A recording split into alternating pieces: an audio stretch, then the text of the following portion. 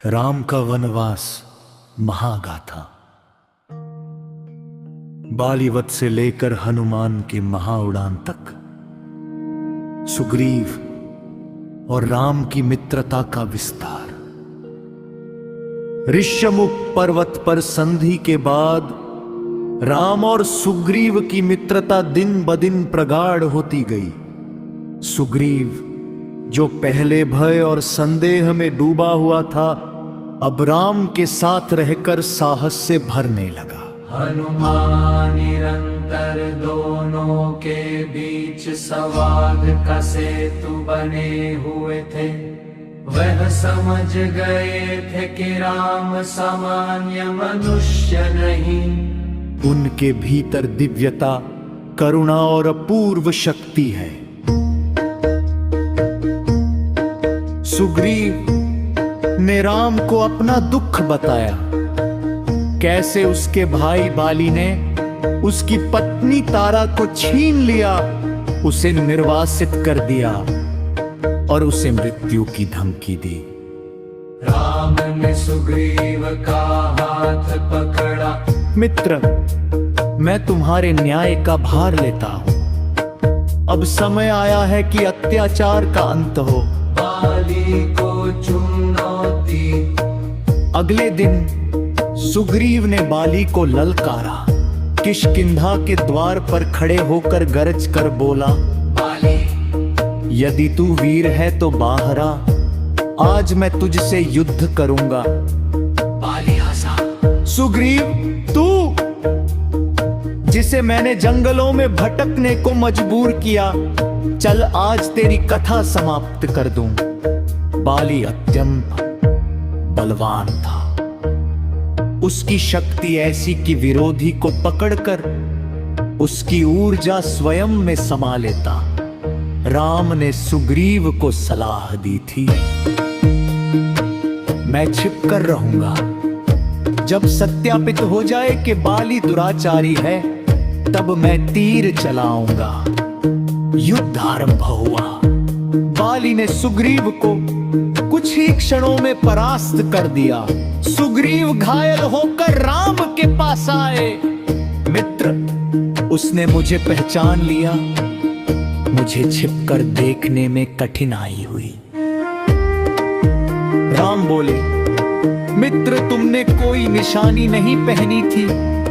लक्ष्मण, इन्हें एक माला पहना दो।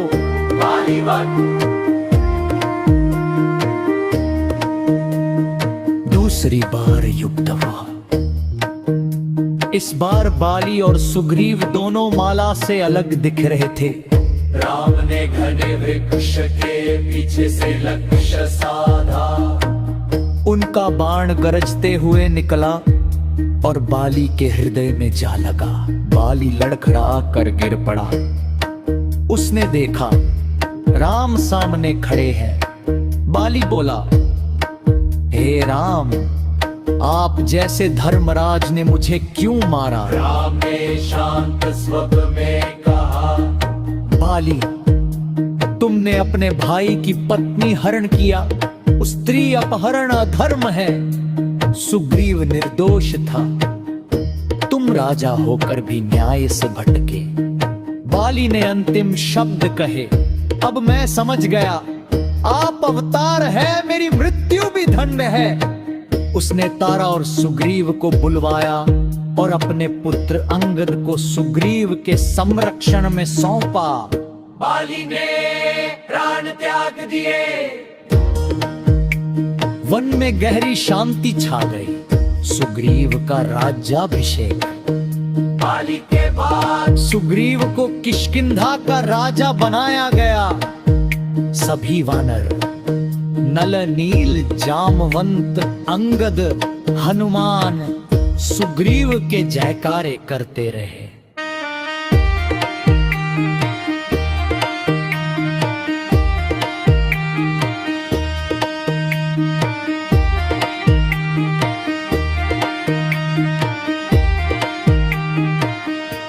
राम मित्रता के प्रतीक के रूप में राज्याभिषेक बड़े हर्ष से हुआ।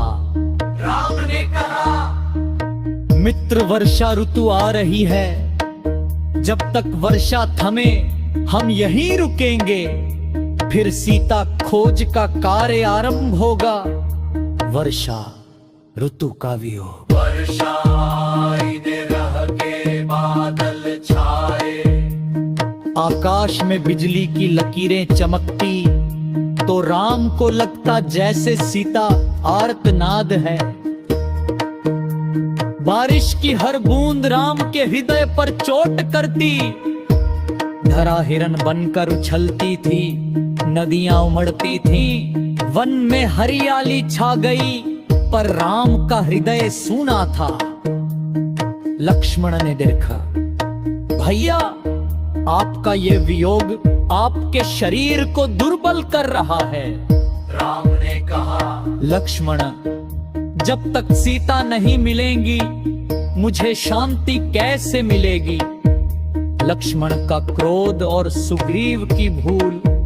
वर्षा समाप्त हुई, पर सुग्रीव मस्त हो गया। मदिरा, नृत्य और ऐश्वर्य में डूबा।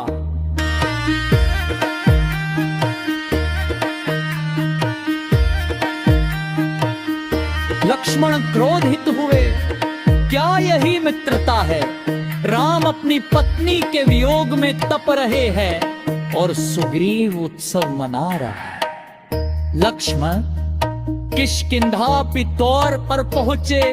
आथेने अगली थी, हनुमान बीच में आए। रघु सुग्रीवती फूल है, बर बाप का पराधी नहीं है। मैं उसे बुला का हूँ। सुग्रीव पश्चाताप में रात के चरणों में गिर बना। प्रभु क्षमा करी, मैं तुरंत वानर सेना भेजता हूँ। राम ने उसे गले लगाया। सुग्रीव, यही मित्रता है।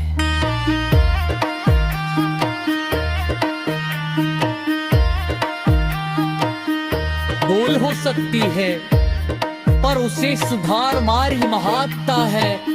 वानर सेना वाले माँ राधिके सभी पोने से किसी ते रुम तारा, किसी ते सुलहरा, किसी ते तार हाथ, किसी ते बस लंबे हाथ। चारवंत के नीते पुने चार कल बनाएंगे। उत्तर उत्तर पश्चिम तोरो